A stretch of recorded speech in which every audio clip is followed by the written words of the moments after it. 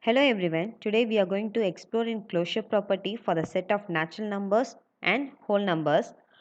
For that, first let's see what is a set. A set is a well-defined collection of distinct objects. It means that a group of numbers uh,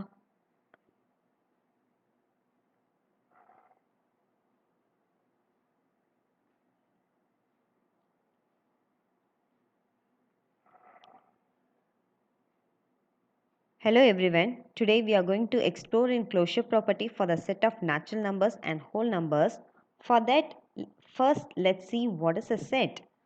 A set is a well-defined collection of distinct objects, or we can say a group of numbers considered as an object in its own right.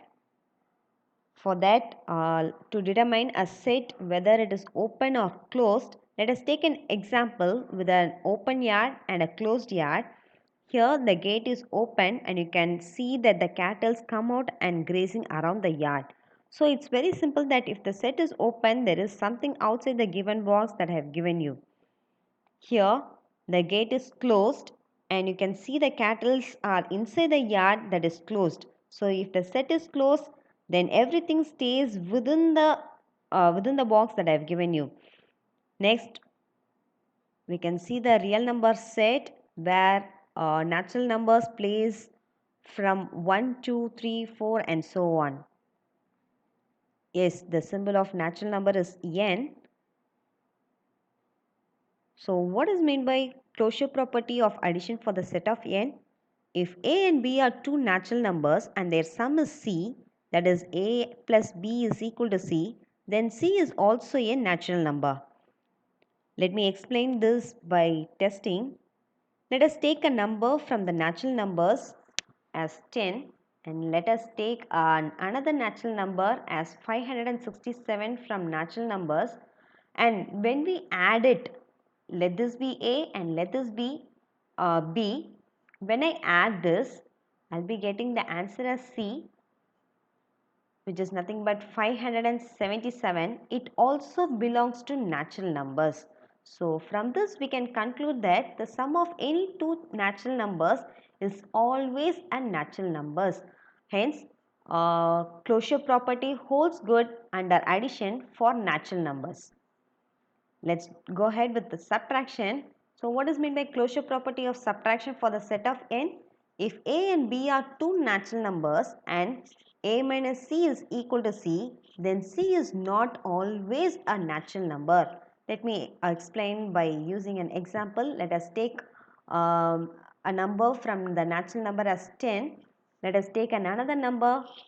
Again, we will take 567 from the natural numbers. When we subtract these two numbers, that is when we find the difference between these two numbers, you'll get the answer as minus 557, which is not belong to natural number.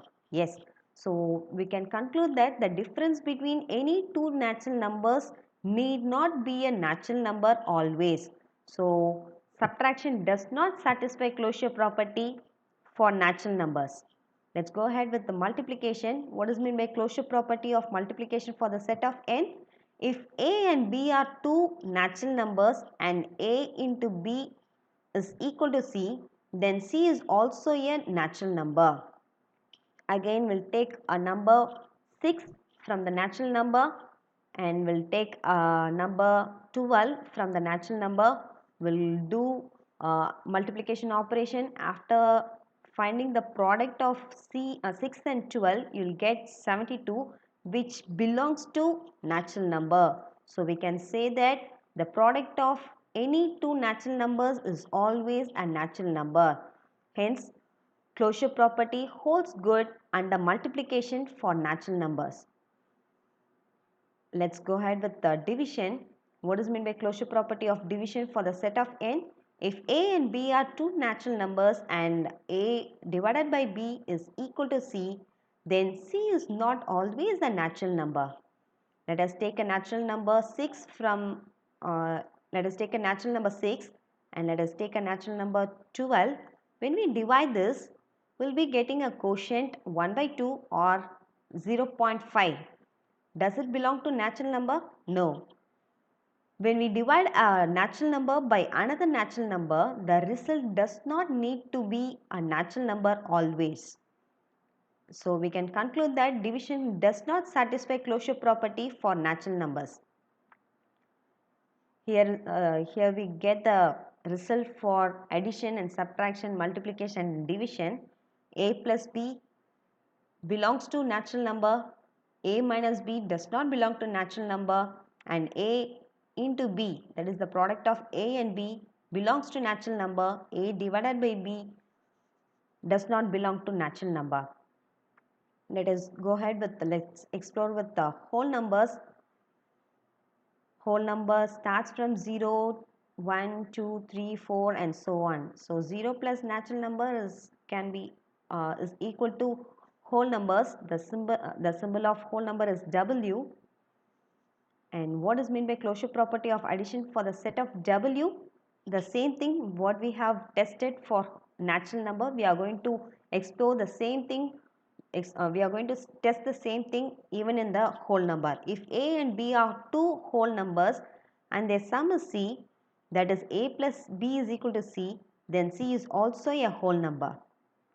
Let us take a whole number 340 and let's take another whole number 3.